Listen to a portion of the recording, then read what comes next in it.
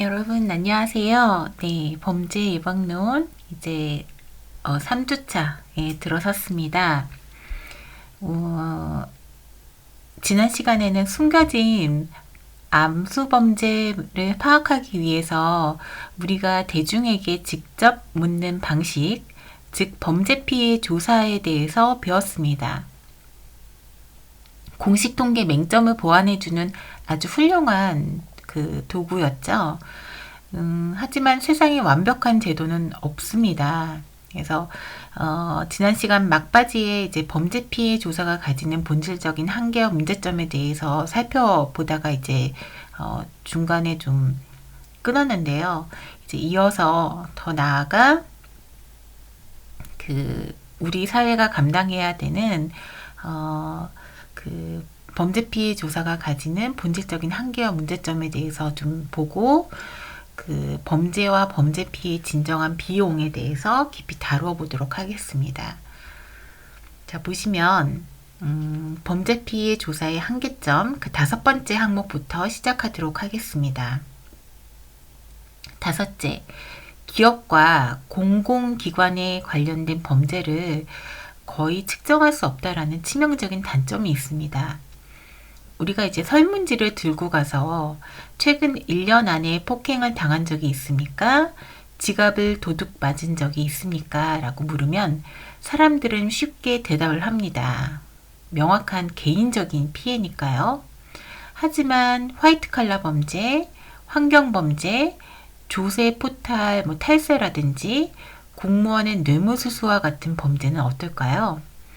이러한 범죄들은 피해자가 특정 개인이 아니라 국가거나 불특정 다수의 시민인 경우가 많습니다. 대기업이 폐수를 몰래 방류했다고 해서 당장 오늘 설문조사를 받는 개인이 제가 어제 환경범죄 피해자가 되었습니다. 라고 자각하고 응답하기가 불가능에 가깝습니다. 결국 사회적으로 가장 큰 해악을 끼칠 수 있는 거대 범죄들이 피해자 조사에서는 통째로 누락되는 현상이 발생이 됩니다. 이와 연결되는 것이 바로 계층 편향적 특성입니다. 화이트 칼라 범죄는 빠지게 되고요. 주로 길거리 범죄나 대인 범죄 위주로 조사가 이루어지다 보니까 범죄가 특정 계층에만 집중되어 있다는 착시를 일으킬 수 있습니다. 또한 주거지가 불분명하거나 사회적 취약계층은 애초에 설문조사가 대상에서 제외가 되기 쉬워서 데이터가 편향될 위험성이 이제 늘 존재한다라고 볼 수 있습니다. 6째, 범죄자 수와 피해자 수가 불일치하는 문제입니다. 범죄 하나당 피해자 한 명이 1대1로 매칭되면 참 좋겠지만 현실은 그렇지 않습니다. 가해자 한 명이 수십 명에게 사기를 칠 수도 있고 반대로 여러 명의 가해자가 한 명을 집단 폭행할 수도 있습니다. 또한 성매매나 도박처럼 이른바 피해자 없는 범죄는 아예 조사에 잡히지도 않죠. 이렇기 때문에 설문조사를 통해 얻은 피해자의 수치를 그대로 전체 범죄 발생 건수로 환산하는 데에는 큰 무리가 따릅니다. 7번째, 현실적인 예산과 시간의 제약입니다. 범죄 피해 조사는 국민 전체를 다 조사하는 전수조사가 아닙니다. 대표성을 띠는 일부를 뽑아 조사하는 표본조사죠. 따라서 통계적 오차가 발생할 수밖에 없는 추정치에 불과합니다. 정확도를 높이려면 표본을 엄청나게 늘려 매년 전국적인 규모로 조사를 해야 하는데 여기에 들어가는 막대한 예산과 시간, 인력의 부담은 현실적으로 감당하기가 거의 불가능합니다.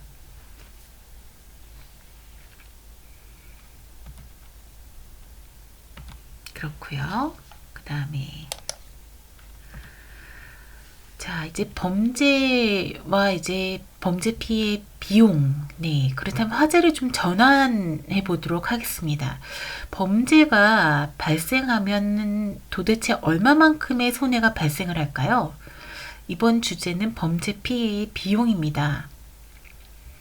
우리가 흔히 범죄 피해라고 하면 지갑에 들어있던 현금 50만 원 정도를 도둑 맞았다거나 폭행을 당해서 병원비가 100만 원이 나왔다는 식의 가시적인 경제적 손실, 상해, 치료비 혹은 다쳐서 며칠 동안 일을 하지 못해서 발생한 근로손실 정도를 생각을 합니다.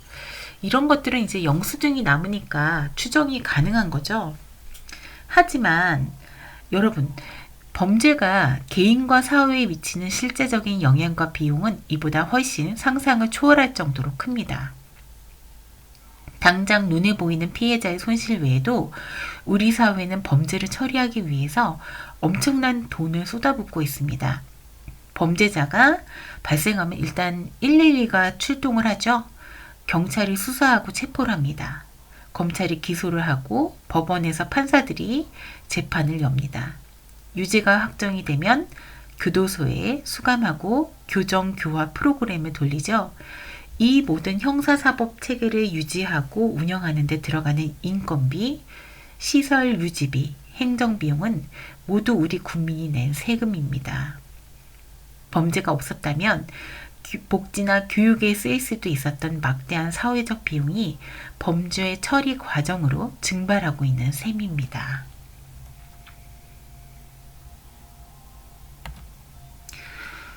자, 피해자의 관점으로 한번 넘어가 볼까요? 돌아와서 이 비용을 한번 산정해 봅시다. 피해자의 손실은 당장의 치료비에서 끝나지 않습니다. 심각한 상해를 입었다라면 심각한 후유증으로 인해서 미래에 벌어들일 수 있었던 수입이 영구적으로 감소할 수도 있습니다. 더욱 무서운 것은 눈에 보이지 않는 불가시적 비용, 그런 거라고 할 수 있겠죠. 범죄로 인한 신체적, 정신적 고통이라든지 평생 안고 가야 할 트라우마와 심리적인 충격, 밤길을 걷지 못하는 불안한 생활 같은 것들은 돈으로 환산하기조차 어렵지만 피해자의 삶을 처참하게 파괴하는 가장 큰 비용입니다. 우리는 사건이 터지면 언론 보도를 통해서 피해액 10억 원과 같은 직접적인 손실에만 주목합니다. 하지만 피해자 본인과 그 가족의 삶이 무너지는 간접 손실의 규모는 측정 불가할 정도로 엄청나다고 할 수 있겠습니다. 직접 손실과 함께 형사사법 체계의 비용, 피해자나 가족이 치르는 비용, 고통과 괴로움, 범죄자로 인한 근로손실 등을 거기에다 합산을 해야 할 것입니다. 자, 그래서 결론을 한번 맺어볼게요.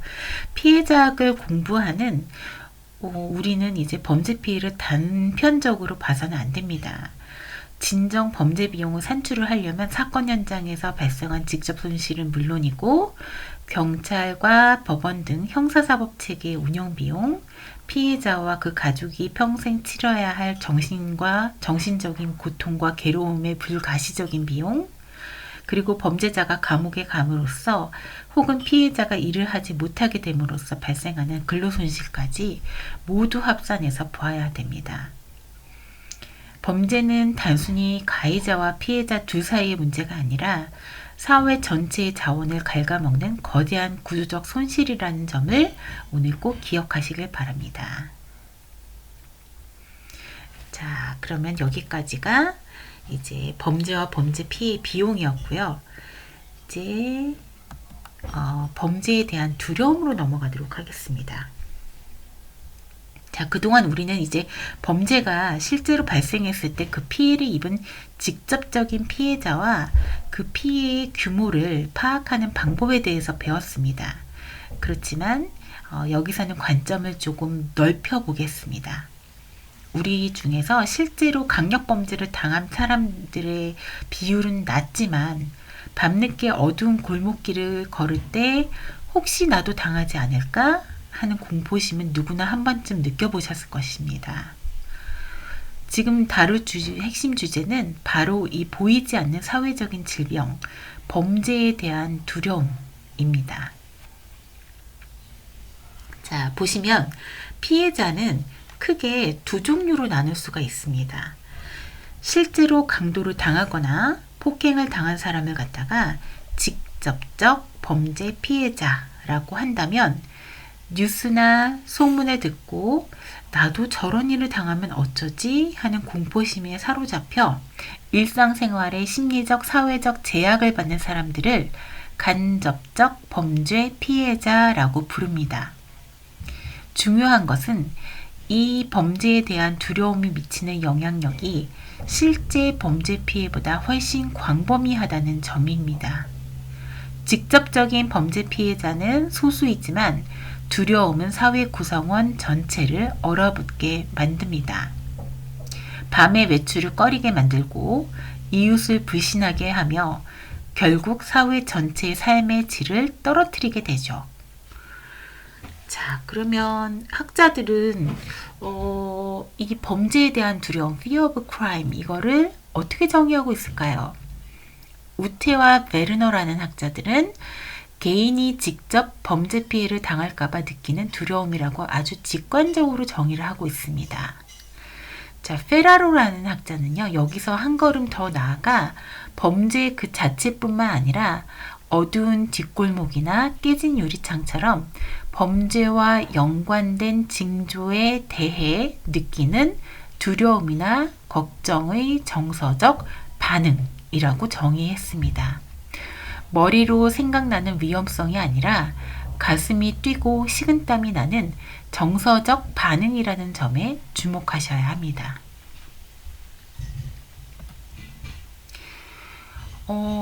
그렇다면 이 범죄에 대한 두려움의 정확한 측정 방법은 뭐가 있을까요? 사람들의 마음속에 있는 이 두려움을 어떻게 객관적인 수치로 측정할 수 있을까요?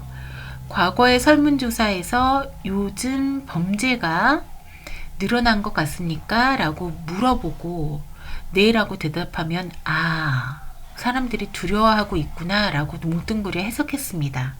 하지만 페라로와 라그랑주는 이런 방식이 완전히 틀렸습니다 라고 지적하고 세 가지 중요한 가이드라인을 제시를 했습니다. 자, 일단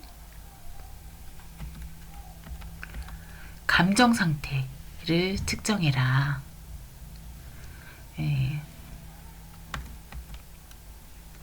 감정 상태 세 가지. 일단 감정적인 상태를 측정해라. 머리로 하는 판단이나 염려가 아니라 진짜 가슴으로 느끼는 감정적 두려움을 이제 물어봐야 합니다. 두 번째는 얼마나 두려워하는지를 직접적으로 물어봐라. 그래서 동네가 안전합니까가 아니라 당신은 얼마나 두렵습니까? 라고 직설적으로 물어야 바람직합니다. 세 번째는 특정 유형의 범죄를 구체적으로 제시하라.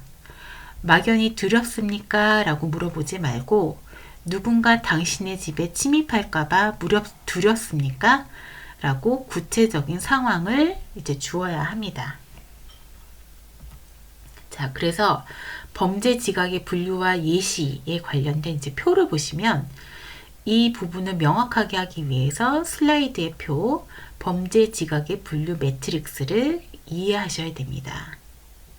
자, 이 표는 누구에 대한 것인가, 중거 수준과 어떤 차원의 반응인가, 지각 수준으로 이제 나뉩니다. 일반적 수준은 ABC, 일반적 수준인 ABC는 타인이나 사회 전반에 대한 생각입니다. 우리 동네 위험해, A. 그 다음에 요즘 묻지마 범죄 뉴스 심각하더라, B. 그 다음에 C는 다른 사람이 당할까봐 걱정돼 와 같은 반응이죠. 개인적 수준 D는 철저히 나 자신에 대한 1인칭 관점입니다. DEF는 그래서 내가 당할 확률이 얼마나 될까? D. 그 다음에 E 같은 경우는 내 안전에 신경 써야지. 그 다음에 F는 내가 당할까봐 너무 무섭고 두려워. 이겁니다. 그래서 피해자학 관점에서 진짜로 측정하고자 하는 범죄의 두려움은 이 6개의 칸 중에서 F입니다. F. 그래서 자신의 범죄 피해에 대한 정서적 반응입니다. 정서적 감정. 예. 그래서 A나 D처럼 머리로 계산하는 위험성 평가와 A 같은 경우는 머리로 계산하는 위험성 평가죠. 그쵸? 그 다음에 D 같은 경우는 가슴으로 느끼는 두려움. 이거를 엄격하게 구분해야 된다는 뜻입니다. 그래서 F가 범죄 두려움에 대한 그 평가 기준이라고 보시면 되겠죠. 자, 그래서 보시면 주요 여론조사의 측정 문항 분석을 좀 볼까요?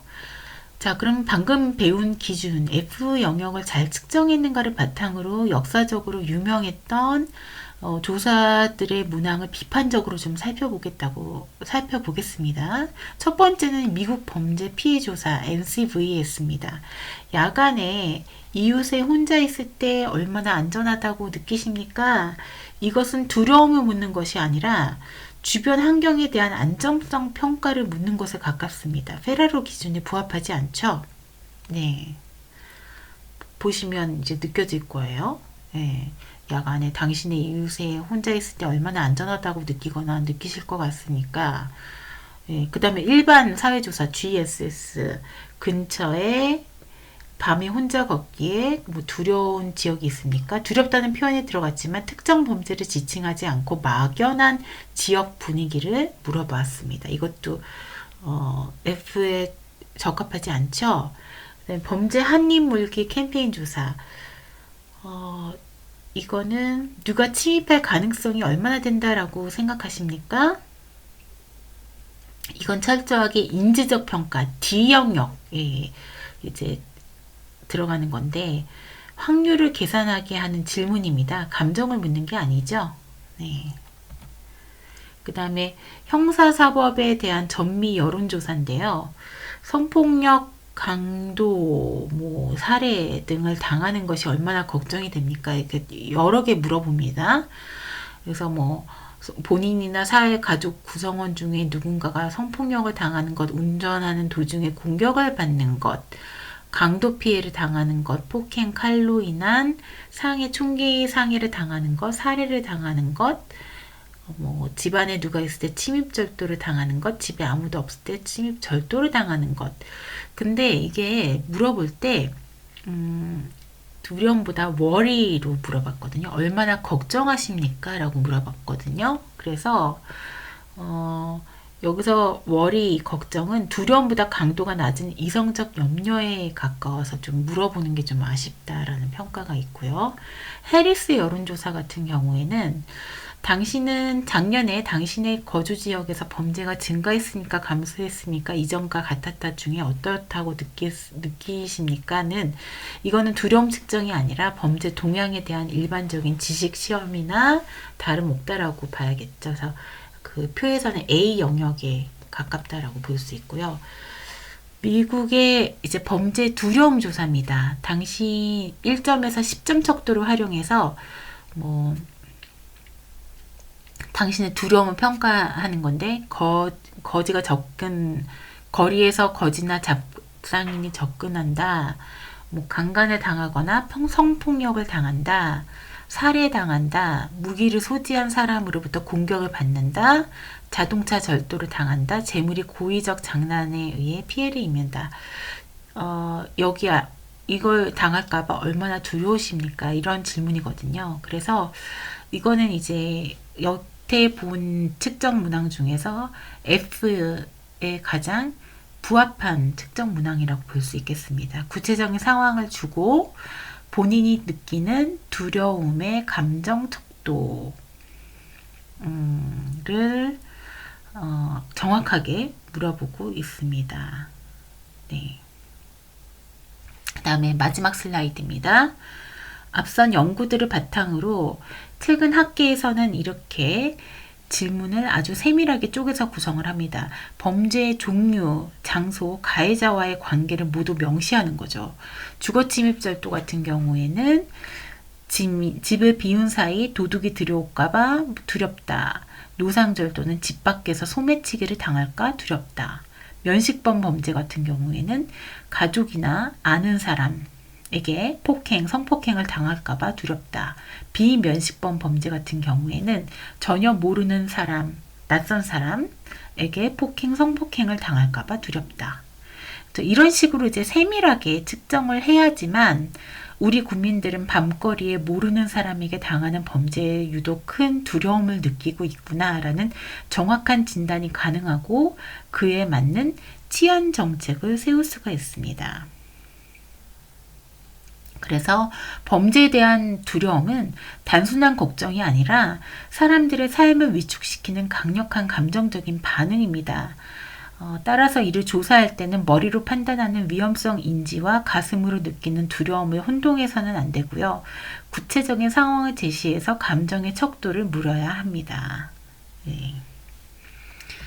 그렇습니다. 그래서 여기서 이거에 이어서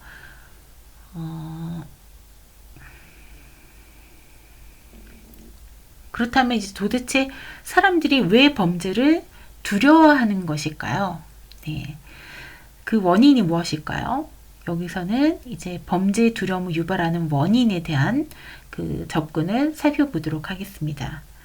가장 상식적으로 이제 떠올릴 수 있는 원인이 바로 피해 경험적 접근입니다. 네, 피해 경험적 접근.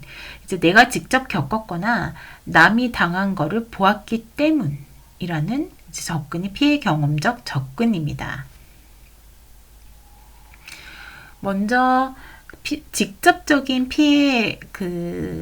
범죄 피해 접근을 볼 수가 있는데요.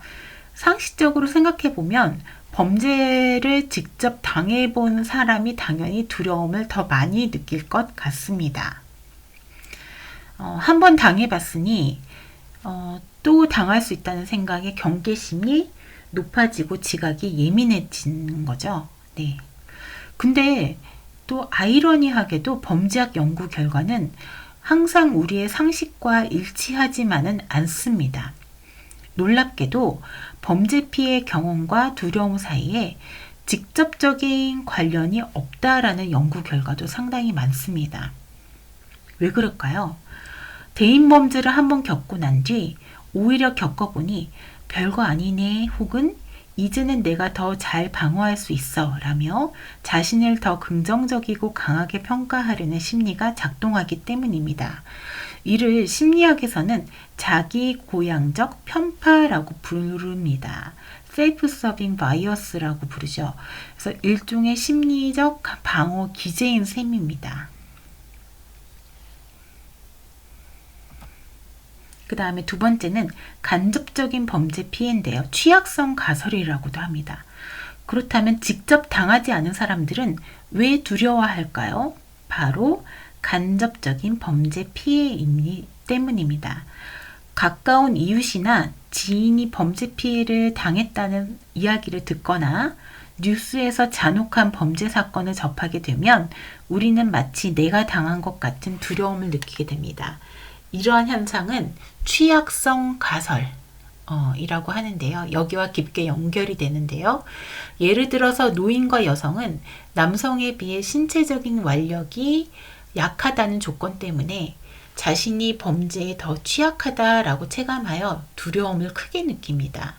또한 사회 경제적 지위가 낮은 빈곤층은 범죄가 발생했을 때 이를 극복할 자원이 부족하기 때문에 사회적 취약성이 높아져 두려움이 증폭됩니다.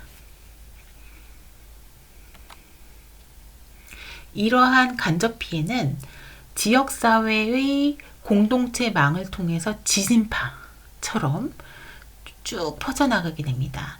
이를 갖다가 쇼크웨이브, 충격 효과라고 합니다. 그래서 재미있는 점은 이웃끼리 사이가 좋고 소통이 활발할수록, 그러니까 이제 지역사회 내에서 사회적인 접촉이 많을수록 옆 동네 누구네 집 털렸대 이런 식으로 하는 소문이 빠르게 퍼져나가서 두려움을 오히려 증폭시키는 역할을 하기도 한다는 것입니다. 특히 그 소문의 내용이 단순 절도가 아니라 강도나 낯선 사람으로부터의 폭행과 같은 강력 범죄일수록 사람들의 두려움은 극도로 치솟게 됩니다. 네. 그래서 이번 시간에는 이제 범죄 두려움의 원인 중 이제 범죄 피해 경험적인 접근, 피해 경험적 접근까지 설명을 해서 마치도록 하겠습니다. 다음 시간에는 사회심리학적 모형부터 설명을 이어나가도록 하겠습니다. 자, 여러분 수고 많으셨습니다.